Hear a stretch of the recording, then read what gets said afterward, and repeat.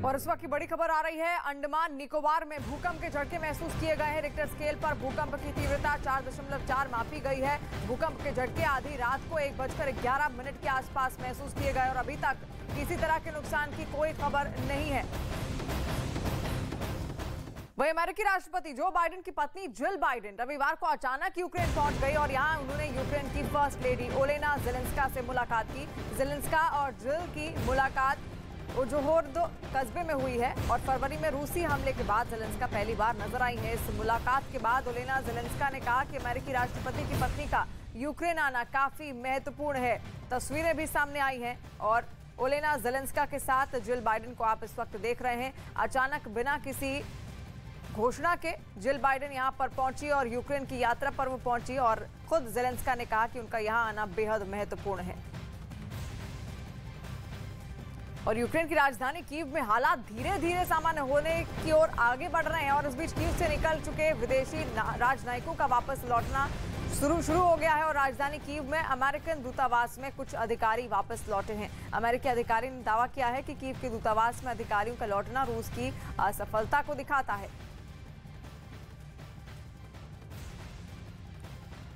और इस बीच कनाडा के प्रधानमंत्री जस्टिन ट्रूडो यूक्रेन पहुंच गए। कनाडा के पीएम ने यूक्रेन की राजधानी कीव में कनाडा के दूतावास पर अपने देश का झंडा फहराया। इसके साथ ही उन्होंने कीव और इरपिन के तबाह इलाके का दौरा भी किया। रूस के हमले से तबाह हुई जगहों को भी देखा। तस्वीरें भी आप देखिए, ये कनाडा की एम्बेसी है वहां यूक्रेन में कीव में जो मौजूद है और वहां पर कनाडा के पीएम अचानक पहुंच गए जस्टिन ट्रूडो, जिसके बाद उन्होंने कनाडा की इस एम्बेसी में जाकर वहां पर कनाडा का झंडा भी फहराया और एक तरीके से समर्थन देने की कोशिश की यूक्रेन को। और 74 दिनों से चल रहे इस महायुद्ध के लिए आज का दिन बेहद खास और अहम है। आज पुतिन कुछ बड़ा ऐलान कर सकते हैं, लेकिन अभी तक के इस युद्ध में ज़ेलेंस्की पुतिन से 2 कदम आगे ही रहे हैं।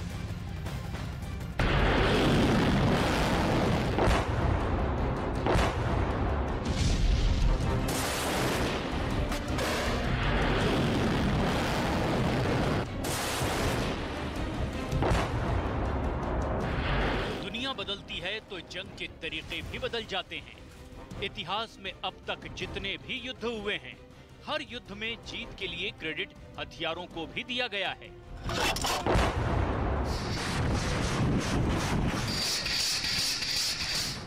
और यूक्रेन इस वक्त दुनिया के सबसे खतरनाक हथियारों की प्रयोगशाला बन चुका है।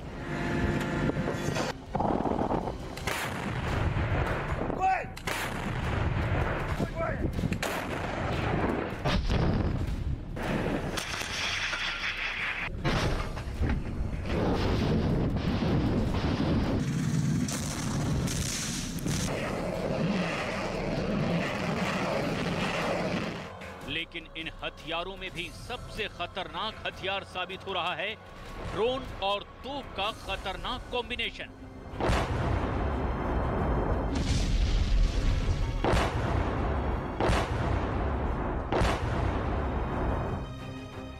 दुनिया इस वक्त यूक्रेन के युद्ध को स्टडी कर रही है और निष्कर्ष ये निकलकर सामने आया है कि ड्रोन और तोप का सही तालमेल जंग में यूक्रेन को जीत दिला सकता है।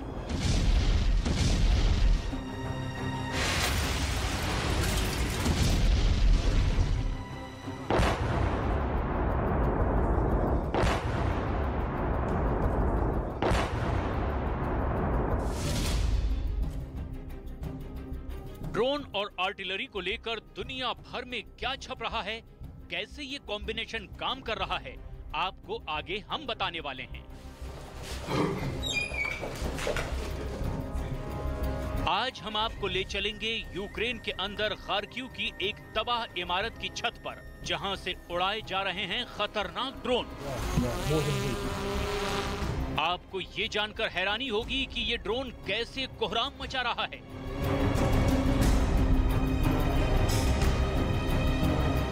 और बात होगी इस विशाल प्रतिमा की। देखिए, ये एक ऐतिहासिक प्रतिमा जो आज से 300 साल पहले पैदा हुए यूक्रेन के एक फिलोसोफर की है। आखिर इस फिलोसोफर से पुतिन की क्या दुश्मनी है? रूस की आर्मी ने यहाँ क्यों हमला किया और ज़ेलेंस्की क्यों इस मूर्ति पर हमले के बाद तड़प उठे हैं? क्या है इस प्रतिमा का रहस्य?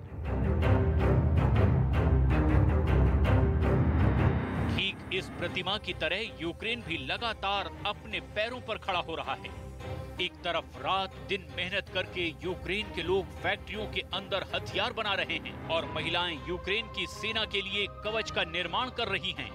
तो क्या ज़ेलेंस्की कई दशकों तक युद्ध की तैयारी कर रहे हैं? और ज़ेलेंस्की ने अभी तक की लड़ाई में तोप और ड्रोन के ऐसे घातक कॉम्बिनेशन का इस्तेमाल किया है जिसने रूसी सेना को परेशान कर दिया है, और उसमें भी ड्रोन का ज्यादा घातक साबित हो रहा है जो रेकी के साथ ही टारगेट को तबाह भी कर रहे हैं।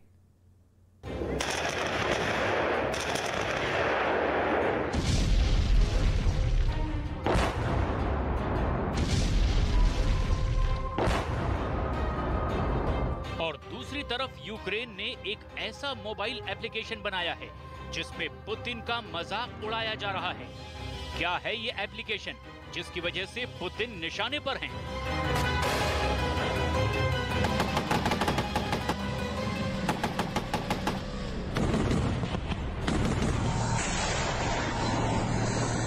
लेकिन सबसे पहले बात करते हैं यूक्रेन के उस खतरनाक तोपखाने की जिसने रूसी काफिले की धज्जियां उड़ाने में कोई कोई कसर नहीं छोड़ी है।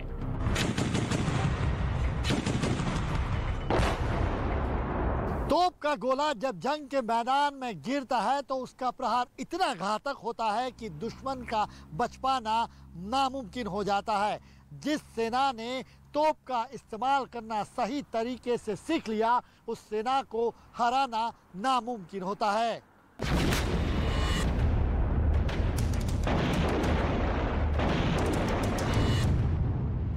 और अब यूक्रेन ने इन तोपों के साथ एक नया प्रयोग किया है।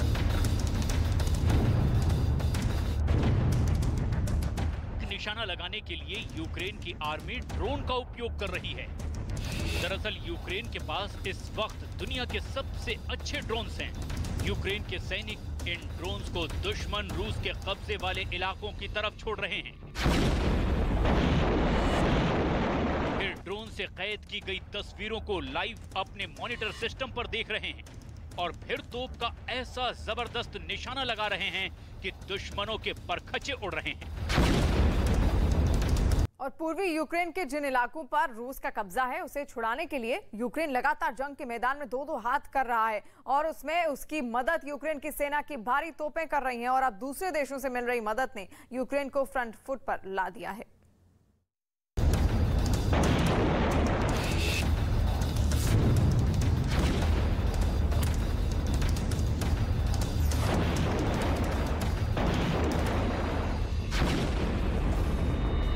ज्यादातर रूस का काफिला यूक्रेन की सड़कों का इस्तेमाल कर रहा है और यूक्रेन के सैनिक बहुत आसानी से रूसियों को ट्रैक कर पा रहे हैं। यूक्रेन ने तुर्की से TB2 ड्रोन खरीदे हैं। तुर्की के TB2 यानी कि बेर-ए-कतार ड्रोन 4 एंटी टैंक मिसाइल लेकर उड़ने में सक्षम है। 150 किलो तक वजन उठाने वाला TB2 ड्रोन 25,000 फीट की ऊंचाई तक 27 घंटे तक मंडरा सकता है। यूक्रेन के पास ऐसे 20 ड्रोन थे जिन्होंने रूस की नाक में दम कर दिया था। इसी तरह अमेरिका ने यूक्रेन को स्विच ब्लेड ड्रोन्स दिए हैं जो कामिकाजे ड्रोन्स कहे जाते हैं। ऐसे सैकड़ों ड्रोन्स की सप्लाई अमेरिका यूक्रेन को लगातार कर रहा है।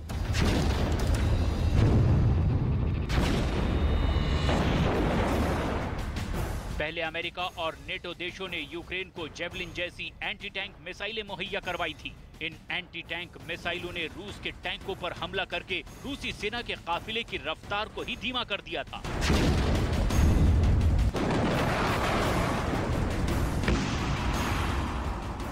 लेकिन एक एंटी टैंक मिसाइल सिर्फ एक टैंक को ही तबाह कर सकती है। टैंक के आसपास रहने वाले दुश्मन के बाकी सैनिक भागकर जान बचा लेते हैं। लेकिन तोप का गोला जहां पड़ता है वहां सब कुछ स्वाहा हो जाता है, आग में जलकर राख बन जाता है। इसीलिए दुश्मनों को जान से मारने के लिए यूक्रेन को भारी तोपों की जरूरत थी जिसका गोला दुश्मन के परखचे उड़ा दे।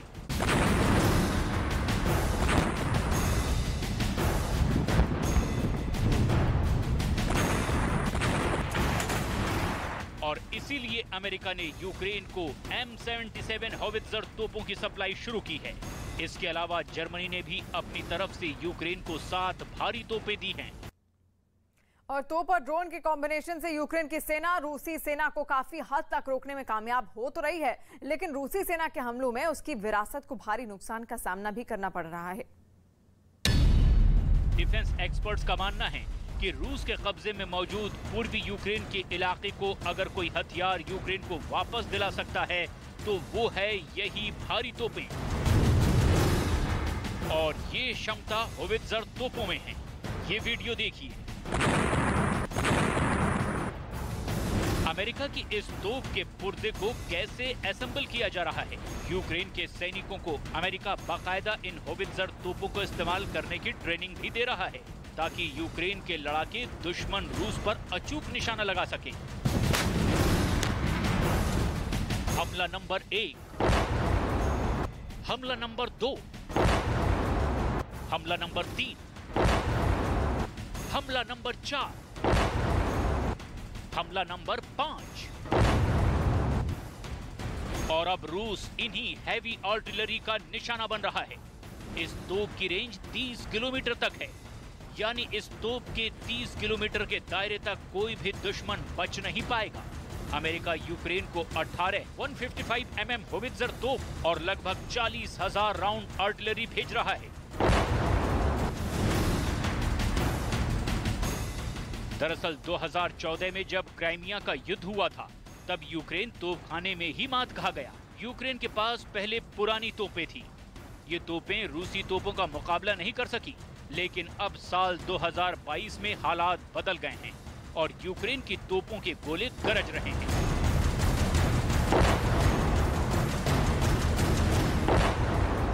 यूक्रेन के सैनिकों को अमेरिका ने जो ट्रेनिंग दी है उसका असर जंग के मैदान में साफ तौर पे देखा जा रहा है। अमेरिका से आई होवित्जर तोपों से निशाना लगाने में यूक्रेनी सैनिक अपना लोहा मनवा रहे हैं। और तोप और ड्रोन के कॉम्बिनेशन से यूक्रेन की सेना रूसी सेना को काफी हद तक रोकने में कामयाब तो हो रही है, लेकिन रूसी सेना के हमलों में उसकी विरासत को भारी नुकसान का सामना भी करना पड़ रहा है। यूक्रेन के सैनिक ड्रोन्स का इस्तेमाल निगरानी के लिए कर रहे हैं। इसके लिए खार्किव के अपार्टमेंट्स की छतों का भी इस्तेमाल हो रहा है। Это очень важно, очень много решает. Если он летит против ветра, тратит больше аккумулятора. Следы колески. Я сначала проверю старое, стоит ли. Ну так лучше не летит, как он уже видите. यूक्रेन के गांवों के चप्पे चप्पे पर इन ड्रोन्स के जरिए निगरानी की जा रही है। Ведем разведывательную деятельность вот с этой высотки. Наша цель — это село Циркуны. Нужно найти скопление техники, живой силы. Было бы шикарно найти сегодня ихний штаб. Наметки есть.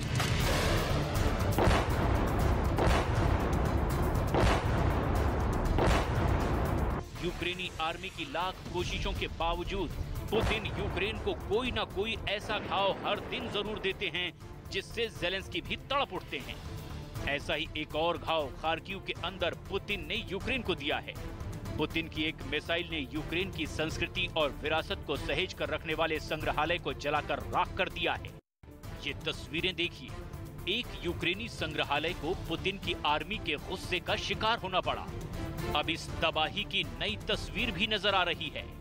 देखिए इस संग्रहालय की जली हुई किताबें, संग्रहालय में मौजूद प्राचीन संगीत यंत्रों के अवशेष। ये संग्रहालय पूरी तरह से राख के ढेर में तब्दील हो गया है, लेकिन फिर भी इसके अंदर से यूक्रेन के लोगों ने एक मूर्ति को बाहर निकाला है। ये मूर्ति यूक्रेन के एक कवि की है, जिसके हाथ में एक किताब है। यूक्रेन के लोगों ने इस मूर्ति को बाहर निकालकर खड़ा किया और फिर आंसू बहाए।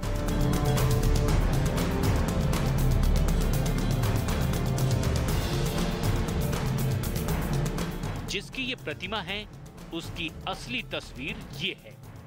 दरअसल इस यूक्रेनी कवि और फिलोसोफर स्कोवोरोडा से यूक्रेन के लोग बहुत प्यार करते हैं।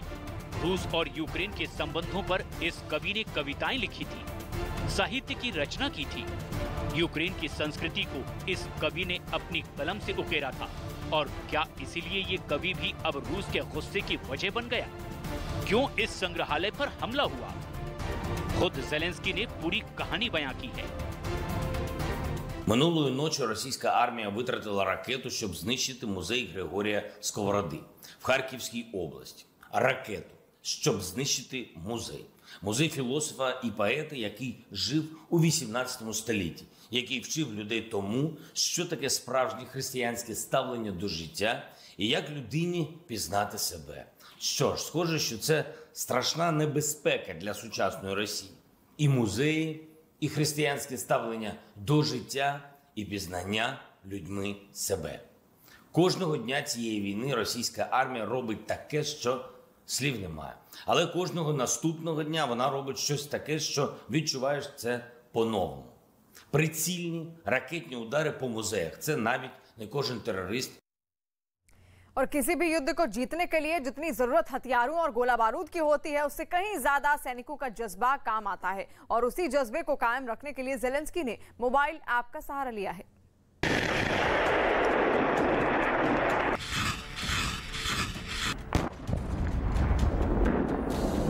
शायद इसीलिए पुतिन के खिलाफ यूक्रेन के लोगों का गुस्सा 7वें आसमान पर है। यूक्रेन ने एक मोबाइल एप्लीकेशन बनाया है जिसमें हर मिनट यूक्रेन में मारे जा रहे रूसी फौज के जवानों के डिटेल्स दिए जा रहे हैं। पुतिन का मजाक बनाने के लिए इस एप्लीकेशन का नाम रूस के युद्धपोत के नाम पर रखा गया है। इस तरह की घटनाओं से एक बात और साफ होती है, और वो ये कि यूक्रेन के लोगों का मनोबल अब भी बहुत ऊंचा है। और यही वजह है कि यूक्रेन के लोग लगातार हथियारों का निर्माण करने में लगे हुए हैं। दिन रात 24 घंटे यूक्रेन के अंदर हथियार बनाने वाली फैक्ट्रियों में काम चल रहा है। इसकी वजह बिल्कुल साफ है। ज़ेलेंस्की को भी ये पता नहीं कि आखिर कब तक ये जंग चलने वाली है। इसीलिए लगातार हथियारों का निर्माण किया जा रहा है और इस काम में यूक्रेन के लोग भी बढ़ चढ़कर हिस्सा ले रहे हैं। लोगों ने ये भी सोच लिया है कि बिना लड़े मरने से बेहतर है लड़कर मरना। यहीं एक बंकर में काम करने वाली ओलेना, जो कि फैशन डिजाइनर थी, अब यूक्रेनी सैनिकों के लिए आर्मी ड्रेस तैयार कर रही हैं। Я дизайнер одежды. Иногда делаю помещений. В общем, творческий человек, очень творческий, наверное. А когда пришла сюда, сказала, давайте мне любую задачу, я попробую ее решать. Мне сказали, можешь разработать разгрузку? Я слова такого не знала. Я говорю, покажите хоть что это. На картинках посмотрела в интернете. Все, потом мне сказали, надо вот так, но не так, потому что чуть-чуть тут размер не так, здесь не так. И, в общем, я сделала, сказали, хорошо получилось, а броник можешь? यूक्रेन जिस तरह लंबे युद्ध के लिए तैयार हो रहा है, पुतिन की मुश्किलें इससे और बढ़ सकती हैं।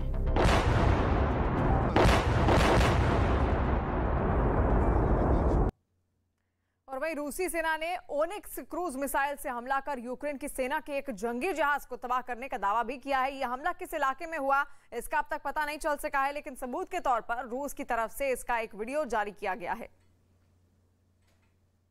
जिसमें रात के वक्त एक सुनसान इलाके से रूसी सेना बेहद खतरनाक और ताकतवर ओनिक्स क्रूज मिसाइल दागती दिखी। जो वीडियो जारी किया गया उसमें कोस्टल मिसाइल सिस्टम से दागे जाने के बाद वो मिसाइल आग उगलते हुए आसमान में पहुंच गई और फिर बड़ी तेजी से अपने टारगेट की तरफ बढ़ गई। रूस की तरफ से दावा किया गया कि इस हमले में यूक्रेन की सेना का एक जंगी जहाज पूरी तरह से तबाह हो गया।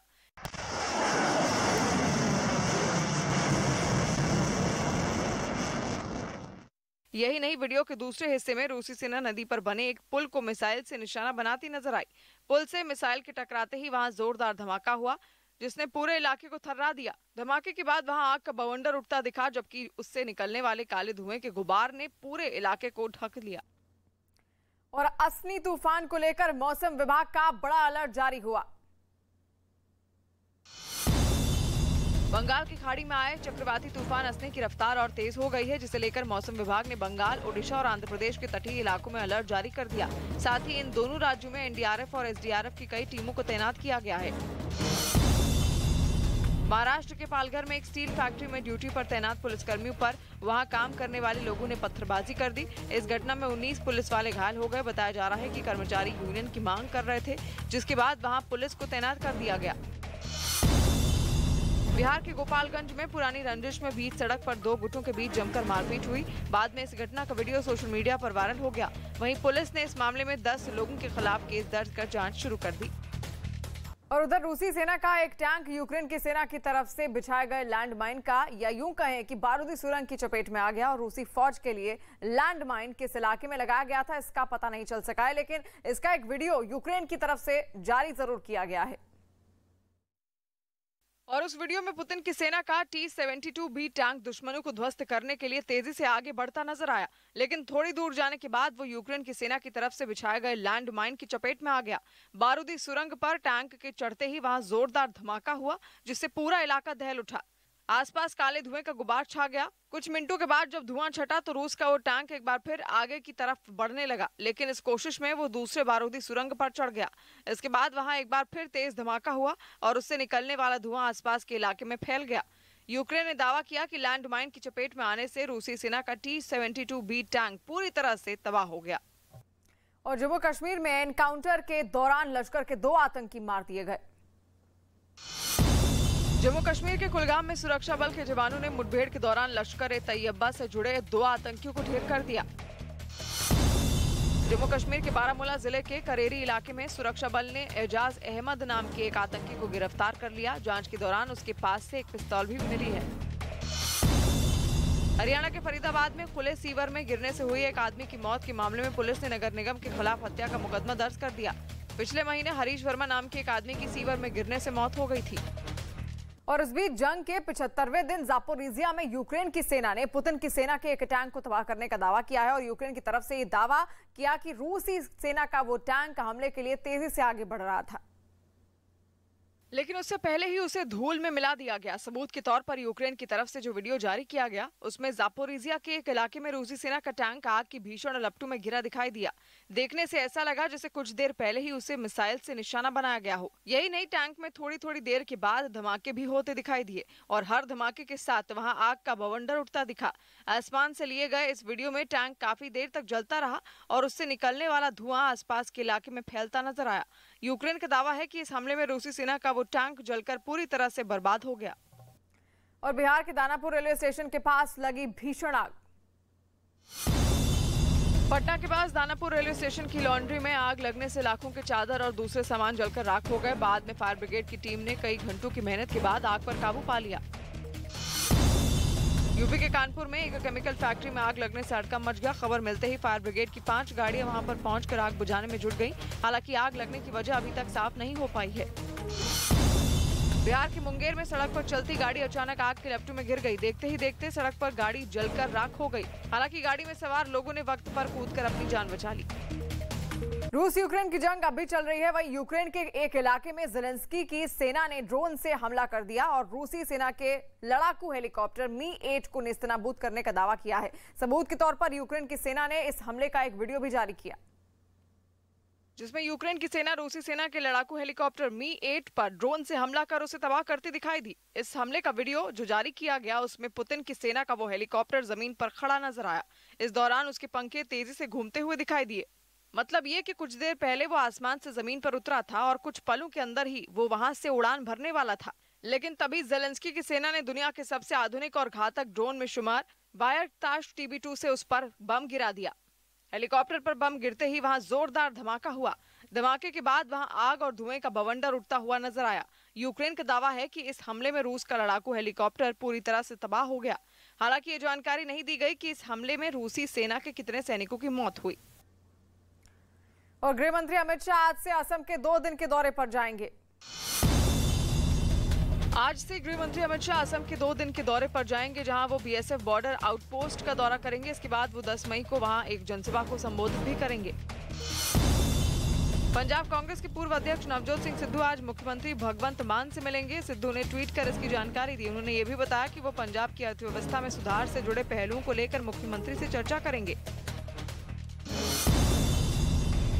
झारखंड की IAS अधिकारी पूजा सिंघल के साथ उनके पति अभिषेक झा पर भी ईडी का शिकंजा कसता जा रहा है। इस मामले में ईडी के अधिकारियों ने उनसे पल्स अस्पताल में किए गए निवेश से जुड़े कई सवाल पूछे।